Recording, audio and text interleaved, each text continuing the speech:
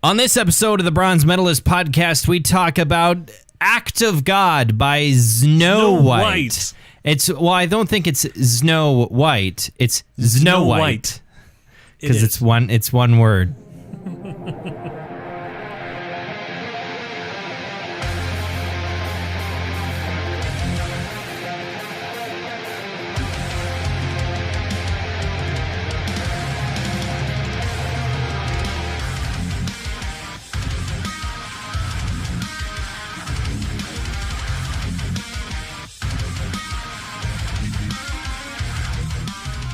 Hello, everyone. Welcome back to another episode of the Bronze Metalist podcast. I'm Kayle. I'm OJ. And today we're talking about an album from 1988, I think. Let me look here. It didn't list the years. I think it was 88. 88. I believe it was released in 87 and 88. Okay. Yeah, it's called Act of God by a thrash metal band called ZnoWhite. Mm-hmm. They are no longer with us. They are not. I mean, they're still, I imagine they're still alive. They're not but dead. They're still playing. Really? Yeah, they're still, playing together, but they're not playing under ZnoWhite. Okay, anymore. I was going to say, because here it says years active ended at 1989, so. Yeah. Oh, okay. In the late 90s, early 2000s. Okay. Some things I wanted to talk about before we get going. Okay. A really sad thing happened this afternoon that sort of came out of nowhere. Oh, no. That made me really sad, and I'm trying to figure out why exactly it makes me sad. Opportunity died. Opportunity died. Yeah, I know. That makes me a little bit sad, too. The Mars rover. That died as well. They declared Opportunity's mission finished because they, after, I think, it's been like 6 months since they've been able to establish contact with it, and they declared its mission finished and that they couldn't recover it, which makes me really emotional for some reason. I don't know why. They have no way to get it started again. Yeah, it's too covered in dust in the solar panels. You know, you can't get energy on them. So it's, I don't know. I don't know why it makes me so sad. I wish they get something there with a jump pack and then maybe lift the hood and give it Just give her a jump. Give her a jump.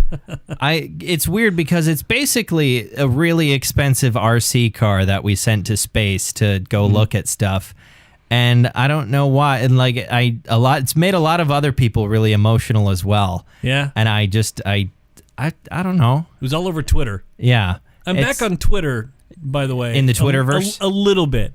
I logged on and I looked. I wanted to look at see what was going on in politics and what was going, and that's how I found that out.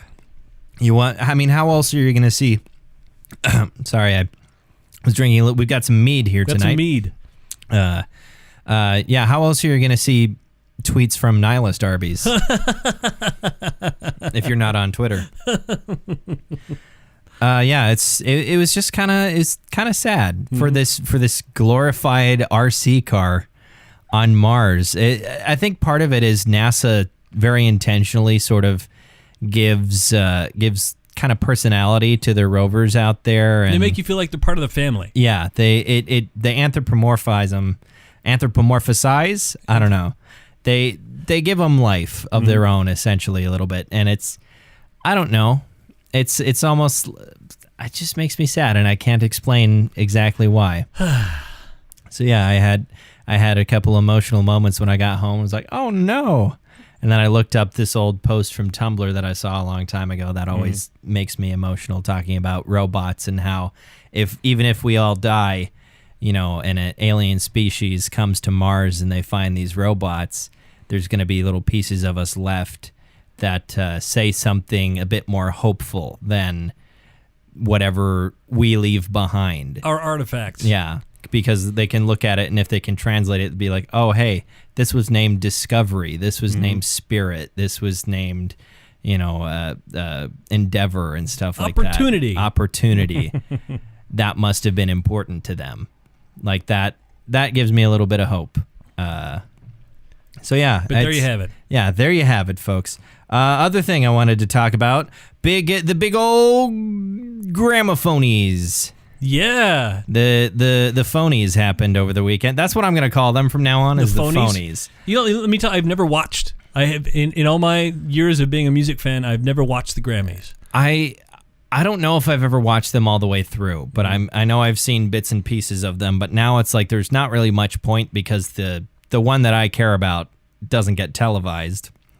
But we can still talk about it. I think a good winner this year. I haven't listened to the album, but High on Fire won for Best Metal Performance this year, which is nice to hear because none of the performers that were nominated were like big four thrash bands necessarily. High on Fire is certainly not like a new age band or anything. They've been around for a long time, but yeah, it was nice to see that and see a lot of hard work from those guys get recognized. The other nominees this year also kind of impressed me a little bit. We had Deaf Heaven, Trivium, and Under Oath. Although I haven't listened to Trivium or Under Oath's releases this year. The new ones. The new ones, anyway. I have listened to Under Oath and I have listened to Trivium. Yep.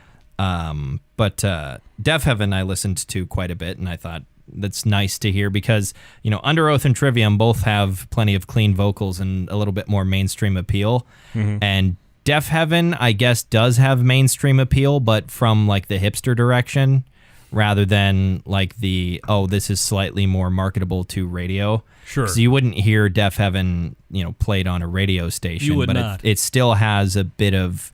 Not here anyway. Yeah, certainly not here. Yeah.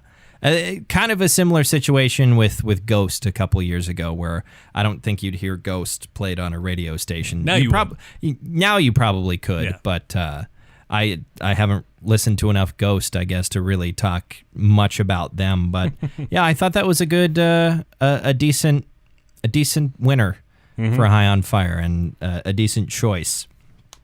I guess nobody, Metallica didn't put out a song this year for them to win a Grammy, so. And neither did Jethro Tull. Jethro Tull didn't have a release out for the Metal Awards. Yeah. Metal at the Grammys is fucking bullshit. It's just complete bullshit. At the very least, I could care less about the nominees if they added more categories, at least like a best album category. But no, it's just best performance, because that way, if Black Sabbath releases a really boring, half-hearted track, then they can win a Grammy over like Killswitch Engage or something like that. That put out a whole album of work. That was the year, I think that was 2014, where God is Dead, which I don't mind Sabbath, but that was a really fucking boring song. And they won that year because they're Black Sabbath. But let's not diminish the work, the greater works of Black Sabbath. No, there's a reason they won. Yeah, I mean, Black Sabbath has a fantastic history and an extremely important role in the history of metal. It's just that what they're putting out now is not relevant. I feel that way anyway. Feel like you might coming get in some hate hard. for that. Yeah, we're not going to get any. Nobody leaves comments. Nobody does. I just I kind of feel the same way about Metallica, but Metallica is a little bit more palatable to me. But for me anyway, it's just not relevant. And like the Grammys in a lot of other respects, I mean, it's always a popularity contest, but it seems to be like, oh hey, there's this new artist that we can give a big push to, like Kendrick Lamar won his first couple of Grammys when he was coming up, and the dude's a genius. I know that. I know that without having to listen to Kendrick Lamar all that much, that the man is a genius and deserves to be recognized for that. And he's also not 60, and hasn't had 8 million chances to get Grammys before. Sure, he wasn't this huge gigantic mainstream artist at the time. He was big, but he wasn't massively huge. Country artists this year, actually, like the winner for how many different albums was Casey Musgraves, and I desperately want her to start charting so we can play her on the radio station, because she actually plays fucking country music. Sure. Instead of we have some Casey Musgraves, but it's not getting played at the moment. Really? Yeah, I don't think any of it is in our... out of circulation? I don't think any of it is in circulation right now. So I really want that. I want more Luke Combs. I want more Chris Stapleton. Shouldn't talk so much about work, but that's just like it. I think that's just a general plight of anyone who's a country music DJ right now, is trying to find actually decent music that's not all just the snapping and clapping and all of that shit. Have you talked about that? The whole snapping and clapping thing? I have on here or at work. Well, I know you. Oh, Lord, I know you've talked about it at work. I mean, well, no, I mean like on air at work. Right? No, yeah, you wouldn't do that. No, I would not do that. But I have not talked about that here. But I won't. I'll save you guys the rant and just say there's a great video online called "This Beat is Killing Country Music," and it describes a lot of the problems that I and a lot of other people who generally don't like country have with the country music of the day. Because I do like some country artists, but there's a lot, mostly dudes, who just are not trying at all. They're just not putting forth any sort of talent into it other than saying some words, being inside the box and speaking into a microphone, and there's nothing else interesting going on. Speaking into a microphone, and singing. And I know speaking into a microphone takes a lot of talent. They get paid a lot more than than we do. They do. So I guess they win. Other things that have been happening over the weekend, I watched the fantastic 10-episode documentary series from Ken Burns called The Vietnam War.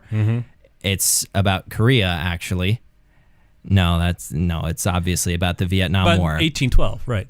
There is actually a little bit about Korea as it fits into the narrative of the Vietnam War. So there has to be a little of that because it's a part of the history of the time. But got to tell you this story to tell you that one. Basically, it's really good. I thought it was really moving, really well constructed, and I think very measured and balanced. It didn't seem to push too hard one way or the other. Just seemed to sort of present the facts now and tell the story. Yeah, and tell the story. From my point of view, when you just present the story of the Vietnam War, it's pretty clear to see the outcome and how it should be looked at. I think that's just something that still some people haven't gotten. That we lost. We definitely lost the Vietnam War. Like, I don't know. I don't want to get into that too much. I will say that's another thing that you should go watch is the Vietnam War documentary from Ken Burns. Ken Burns does. Anything Ken Burns does is phenomenal. I don't think I've seen anything from him that has been bad or has been boring. He can make baseball, just the story of baseball, sure, a riveting documentary series. He can make Black Sabbath's new work riveting. I'd love to see a Black Sabbath documentary by Ken Burns. Yeah, totally. I feel like that that would be sort of his style, though, of filmmaking. Seems like it wouldn't quite. I don't know how well that would mesh with telling the story of a heavy metal band, though. lots of panning and zooming. Archival photos of the band on stage, wide shot panoramas. just pan across and zoom in on one person's face, on Ozzy's face. There you go. And there you've got a minute for Peter Coyote to narrate over. Peter Coyote, fantastic narrator, by the way. He's an actor and voice actor and whatnot, and does a great job and narrates, I think, most of the Ken Burns stuff that I've seen. So. Just great all around. So, ZnoWhite. I was gonna say, if I was gonna pop in before we hit ZnoWhite, I was gonna say I finished at your recommendation watching The Expanse. Oh, okay. Yeah, this week. Have we talked too much about The Expanse on here? I don't know if we have. I don't know, and it might be too fresh. It might be spoiler laden. It is. So, if you don't know, The Expanse is a formerly sci-fi series. I mean, it is a science fiction series, but it was hosted previously on the Sci-Fi Channel. Now it's on Amazon. There are 3 seasons, all available on Amazon Prime. And it is a sci-fi drama action type show that takes place. It's got elements of political thriller. It's got little bits of slight spoiler, sort of alien type stuff going on in there, but it's a bit more nuanced than you might assume. It takes place. It's very relatively grounded. Obviously, any science fiction television show, there's going to be inconsistencies and little things like that. Probably doesn't work that way. Sure. But which I had some issues there. Yeah, your main issue is with the distance between ships as they're passing through space. Right, ships in the night. I mean, you got to realize the solar system. It's really huge. Big place. It's a really big place, but at any rate, I think it's one of the best sci-fi shows on television right now, and it's getting ready for season 4 after it was picked up by Amazon for distribution after Sci-Fi canceled it for whatever reason, and so the fans launched the hashtag Save the Expanse campaign. And it worked. And Jeff Bezos himself said, yeah, we're picking this up. I know a lot of people right now don't like Jeff Bezos because Amazon is doing some really shitty stuff to their workers. Sure. And plus, there's a lot of personal stuff that's going on.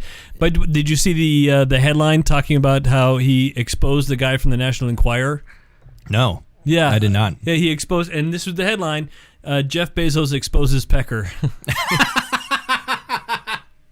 Which, great headline. That's funny. Great headline. But yeah, it's, whatever else, I at the very least am thankful for this, one of my new favorite TV shows, getting to continue. It's based on a book series also called The Expanse by James S.A. Corey, yes, which is a pen name for two different people that collaborate to write the books.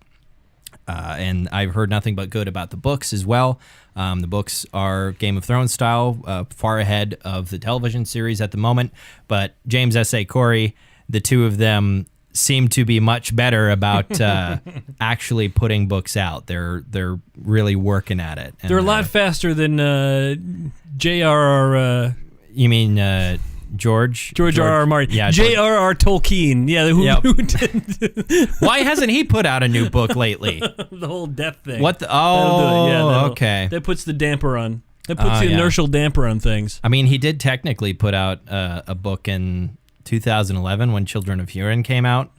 Although I think that was mostly a Christopher Tolkien thing. And just briefly before we start talking about ZnoWhite, holy shit, that book is depressing. Have you ever read Children of Hurin? I haven't read anything past God the original stuff of his. I still need to try and slog through the Silmarillion, but that's hard. That's There's a lot of long names in there that are very similar to the other really long names. And I'm never going to remember any of them. What are we talking about right now? But I did read Children of Hurin, which is a condensed or a expanded version of a story that was once in different appendices, and I believe plays a small part in like the Silmarillion. But it's really, really depressing.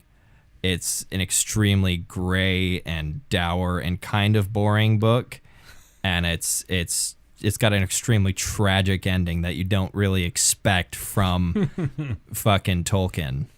So, yeah. Speaking of fairy tales, ZnoWhite. ZnoWhite. Boom! Segue.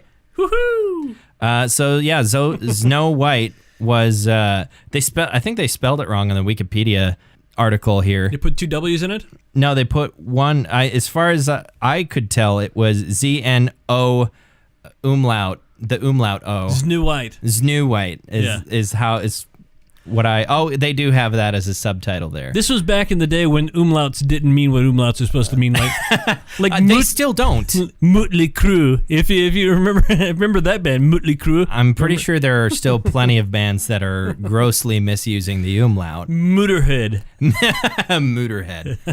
ZnoWhite was a thrash/speed metal band that existed from 1982 to 1989. And as you mentioned last week, they have a very diverse set of musicians, especially for a metal band at the time as well.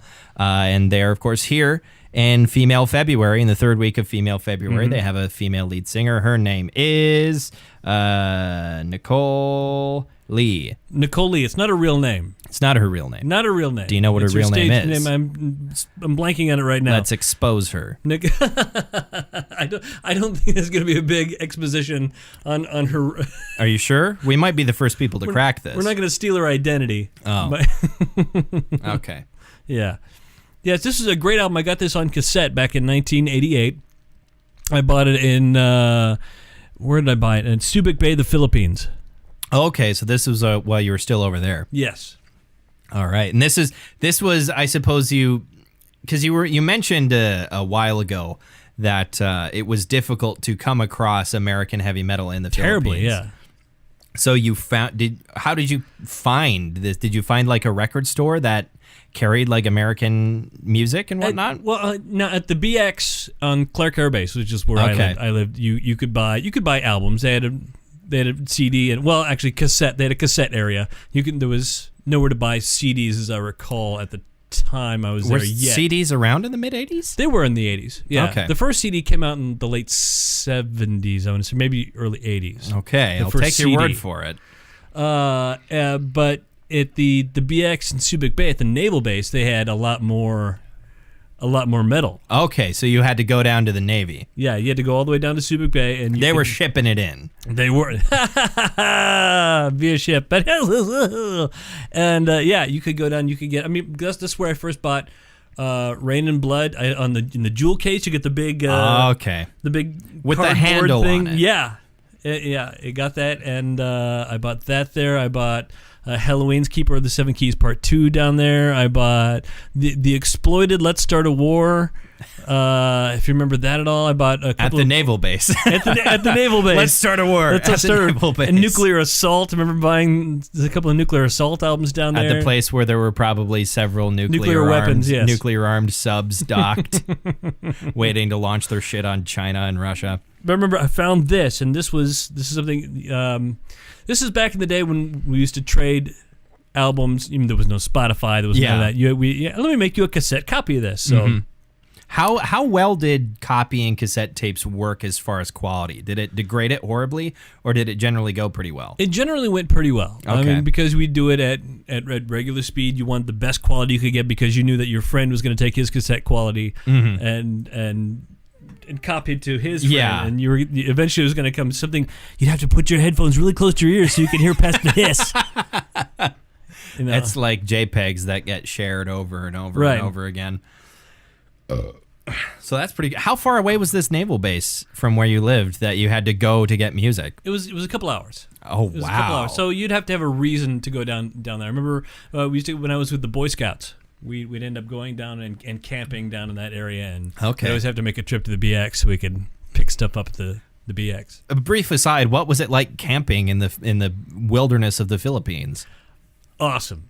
Let's see. The two big camping trips I remember were at there was what was the name? There was an island out in the middle of Subic Bay that still had they gave you warnings: don't wander off the trail because there's probably still live like landmines and unexploded ordnance and things. Like snakes or something. Well, there was that too, but don't worry about the snakes. We killed all the other snakes here. It's this grenade you might have to be concerned about. That we left here after a training exercise got cut short. Yeah. Or World War II. There's still shit from World War II. Yeah, that would make more sense. Yeah. And we also went camping in Crow Valley, which is a place I told my friend who was in the Air Force and went to the PI for a bit and went... They did war games. It was me and the Boy Scouts. We're going to go camping in Crow Valley. Yay, we're going to learn how to sleep on a banana tree. Yay. And it was all this. And meanwhile, a few hundred feet that way, they were doing strafe bombing. Testing out the A-10s. Yeah. Hey, let's learn to eat ants. I wonder if they had A-10s there at that base because those make a very unmistakable sound when they come through and fire their guns. Just... Well, I was thinking of their main gun that they fire, which is. They have a giant 20 millimeter I don't recall minigun anything like that. Those things are awesome. No, we were only allowed to bring a pound of hamburger and a little bit of rice with us for the survival camp out in Crow Valley. Okay. And remember, I was severely dehydrated and sleep deprived, and it was great. I imagine like being out there in wilderness like that is like a scoutmaster's like fucking wet dream. Oh, it was. Get a little bit more of this mead here. Right. Why do we still have it in a bag? I don't. Apparently, we're going to be drinking this under a bridge. Yeah, we're not in the fucking street corner. We don't need to be.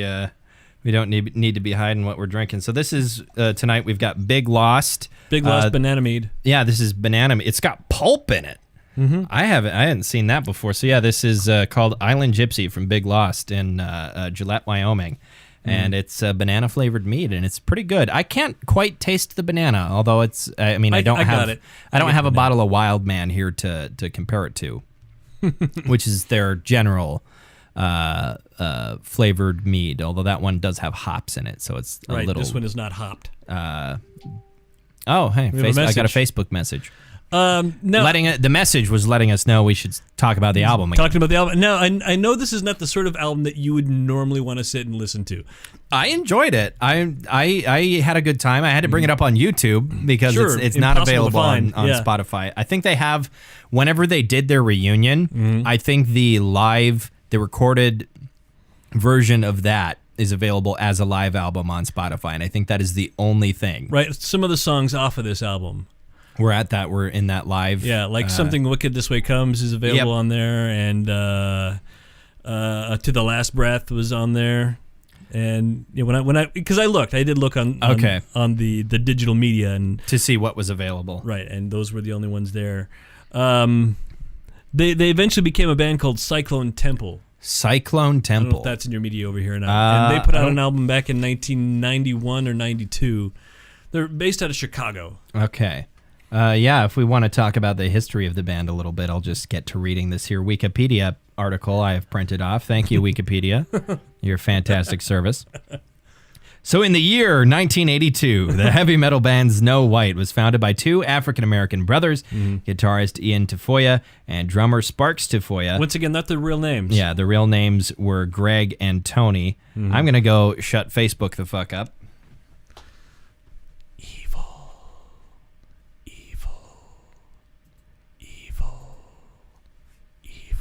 I can hear you do that. It's not like when I walked out to get my package last week. Did you listen to that, by the way? I did. It was good. I left some of that in. Their real names were Greg and Tony, along with their cousin Nikki Tafoya, whose real name was Curtis. Ian and Nikki are both names that people could have. The only one who actually went like, oh yeah, let's do this more metal is Sparks. Then they were joined by Nicole Lee, whose real name is Sue Sharp. Right. And she joined soon after as the lead vocalist. Sue Sharp would be that would be fine. That'd be a fine metal name. Her last name's Sharp. That's great. Like a knife. Yeah. So originally they were called ZnoWhite, spelled SNOWHITE, but then they later changed the S to a Z. They independently released their infamous, they used the word infamous here, 3-song flexi disc. What is a flexi disc? A flexi disc is a disc you might actually find in a magazine. It's It's made out. It's paper thin. Is it the precursor to the floppy disk? No, not related. Oh, okay. Just wanted to make sure. It featured the song Hellbent. It caught the attention of Metal Blade Records. Fucking Metal Blade Records. Those guys are awesome. Still around. The founder of Metal Blade Records, Brian Slagle, he got wind of that. And on the strength of a recording, they landed a spot on Volume 3 of the Metal Massacre compilation, which I had a whole bunch of those. What were some other bands that ended up on those? On Metal Massacre, you had bands like Exodus, you had Overkill, you had, I remember on one of the Metal Massacre, I remember my first introduction to the band, let me say this correctly, Celtic Frost. I will never agree. Their song Mesmerized was on there. And I remember hearing that for the first time, and it's not indicative of the rest of their music. Okay. It was, and he had a really moan. He did the whole thing like this. And it was really great. It was like, I've never heard anything like this before. That sounded like a less jowly, droopy dog. It kind of is. And now I'm picturing Droopy Dog as the lead singer of like a black metal band. A black metal band. I'm here to worship Satan. Praise be to our Lord Satan. He makes me so sad. They ended up on Metal Massacre. Yeah. After their initial success, the members of the band decided to replace then bassist Amp Dog. Amp Dog is Once just again, a funny name. Not his real name. That would be hilarious if that was the only one who was using his real name. This is Mr. and Mrs. Dog's son, Amp. In 85, Scott Schaefer joined, taking over the bass duties. 4 years of back-to-back tours in America and Canada produced the independently released live album Live Suicide. And it seemed the band was headed in the right direction, and then it all went horribly wrong. Horribly wrong. It didn't say that. No, but that's... Back in their hometown of Chicago, the band started work on what would be the last ZnoWhite release, their Magnum Opus, and the album we listened to tonight, Act of God. It was toward the end of the recording sessions, Nicole made the decision to leave ZnoWhite. Act of God was released to rave reviews in 1988 through Roadrunner Records. An extensive American tour followed the album's release and featured Sentinel Beast vocalist Debbie Gunn, whose real name was Debbie Gunderson. So she just shortened it up. Yeah. And drummer John Slattery, not Slattery.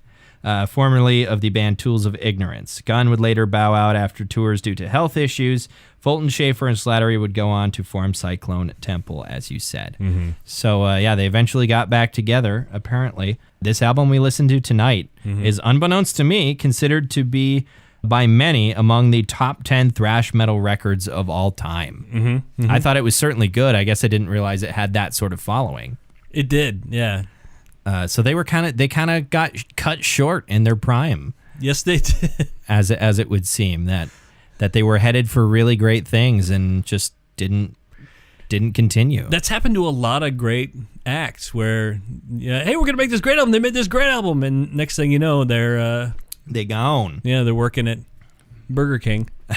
It's sort of strange because if you're not like me. And you don't know somebody who was there for that generation of music, I imagine it's pretty hard to find like really good thrash metal bands that released albums like this that were fantastic but aren't still around, because there are, the big names that were the biggest are still around. They're still here. But funny thing by like Power Mad or Laz Rocket, or you've never heard of any of these? Nope. Keep going. See if there's something. Man, I could go on forever here. Sabat. I think I have heard of that. You've heard of one. Sabat? Their guitarist Andy Sneap. He was a famous. I'm positive that you have something produced by Andy Sneap somewhere in your probably in your vest record collection.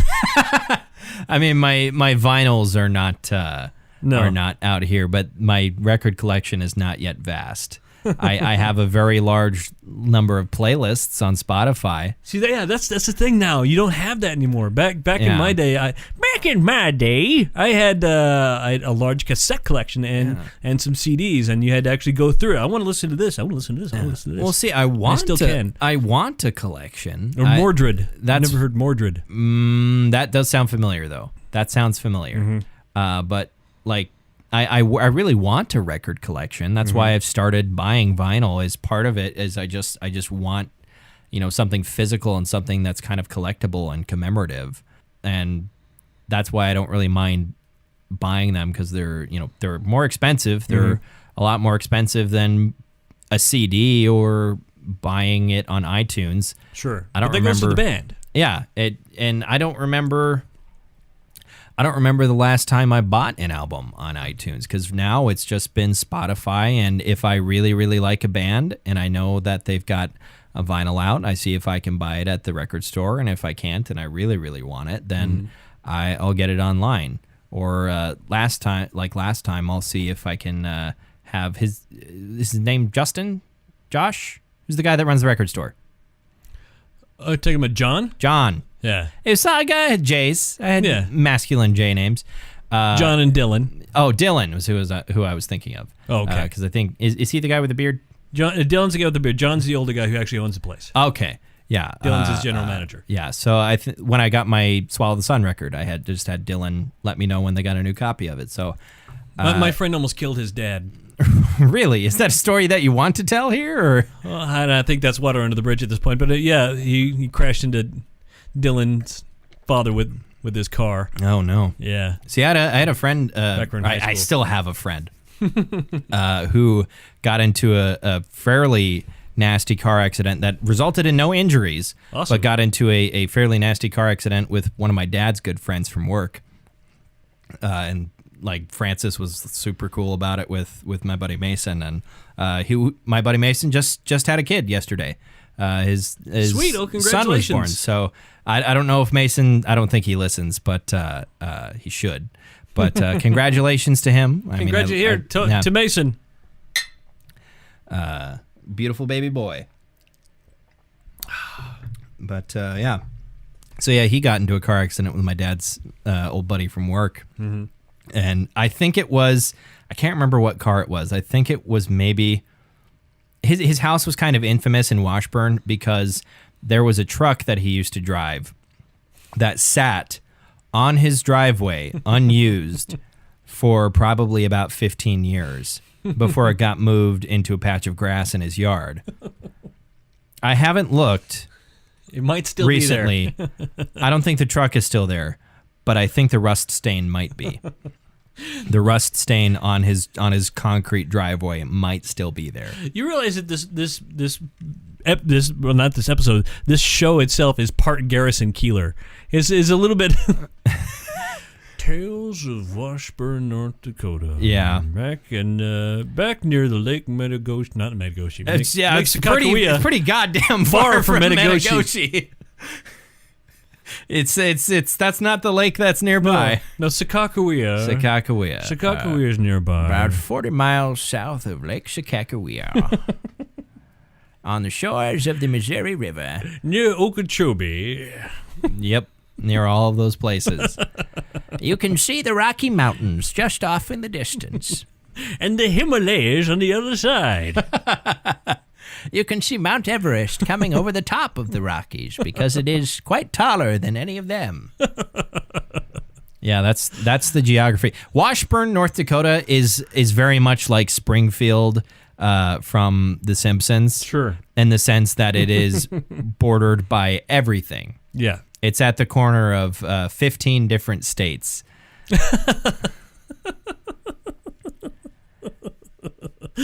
Washburn, Missouri, North Dakota.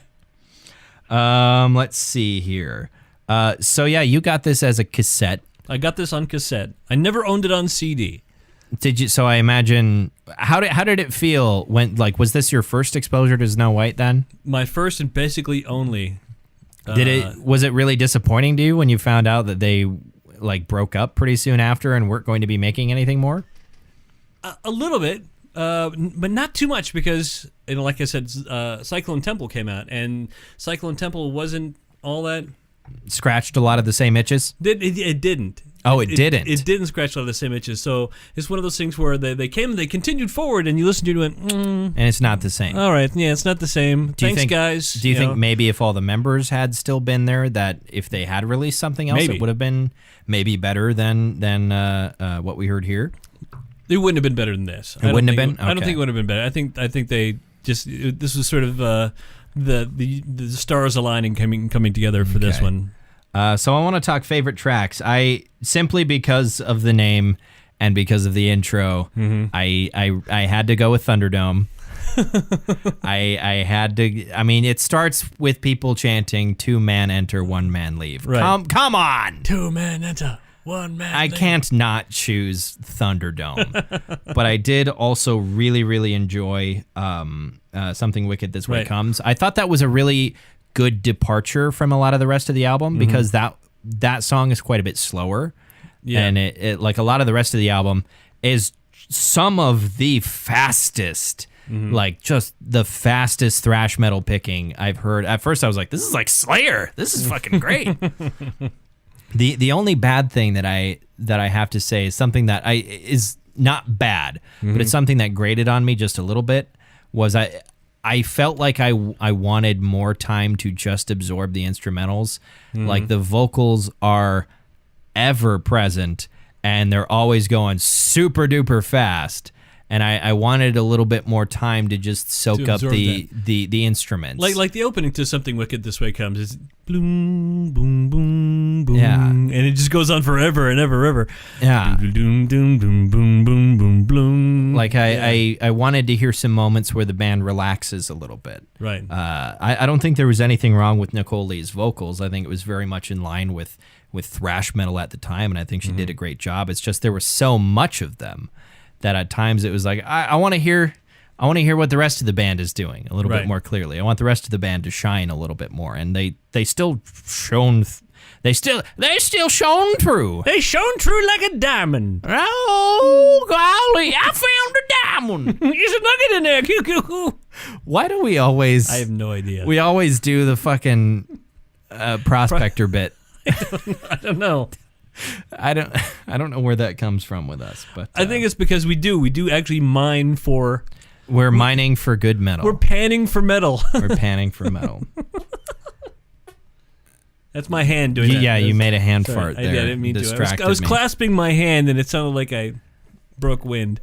I apologize for that. So yeah, ZnoWhite.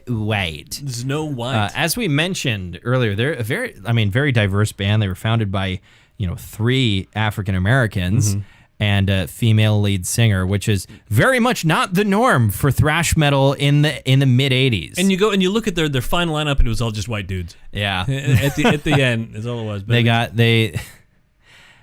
but that's they got the founders anyway were a bit more diverse, right. And I think that is something to be celebrated. I'm always excited when I see a metal band that is more than just young white dudes. Mm-hmm. And I, you know what I love? I don't know what this is. This is weird. This is gonna sound terrible coming out of me. Okay, I love an overweight guitar player. I don't know what it is. Just watching somebody who is a bit overweight playing, especially really heavy guitar, and then just breaking out into a sweat and just making it happen. Yeah, okay. I don't think that sounds that terrible. It is kind of weird, but check out the lineup for Carnifex, because I believe their rhythm guitarist is a fairly heavy set man. Or Mammoth. There's a band called Mammoth, if you've ever heard of them. I probably have, but maybe. I can't think of whether or not I have concretely heard anything about them. All big dudes. All big dudes. Basically all big dudes. Is that why they called themselves Potentially. Mammoth? A little bit of self-deprecating humor there. Although I don't know if it's deprecating. Mammoths are fucking awesome. They are. Mammoths are great. I love mammoths. People have eaten mammoth. They have. Mm-hmm. As recently as perhaps like 10,000 years ago, there was those mammoths on that island in the Mediterranean. As recently as the last. Oh yeah, that's right. People ate that bit of one of those mummified mammoths. Yeah. I forgot about that. Just like we're gonna eat mastodon. We're gonna do what? Oh, sweet. For science, I guess. For science.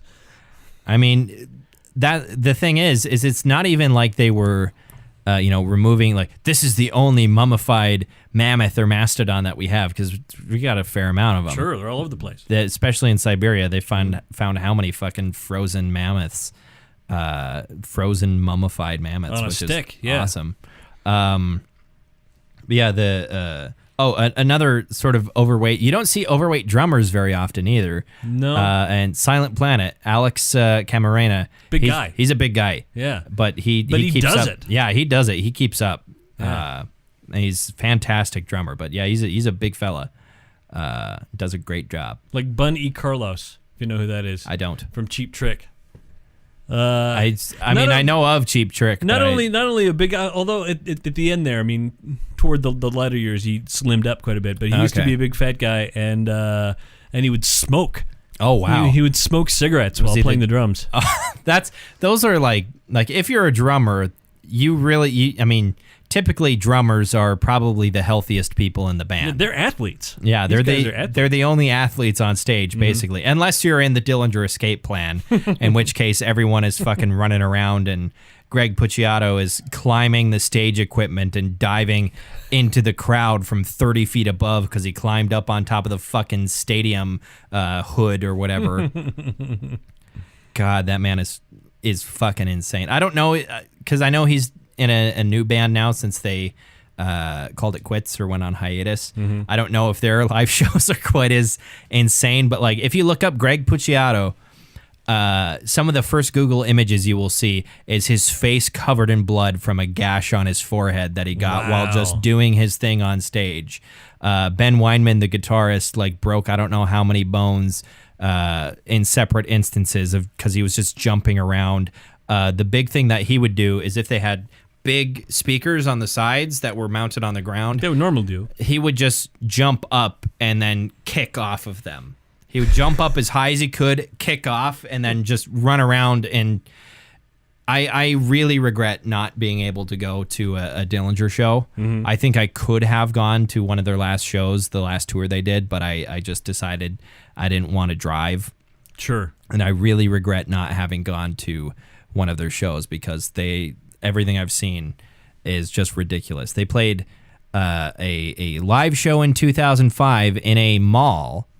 It was just in a mall where you can see Greg jump out into the crowd, but he doesn't crowd surf. He runs across the top of people's heads for about 20 feet before he lays down and gets carried back to the stage. Jeez. So he's essentially kicking everybody in the head. Yeah. For 20 feet.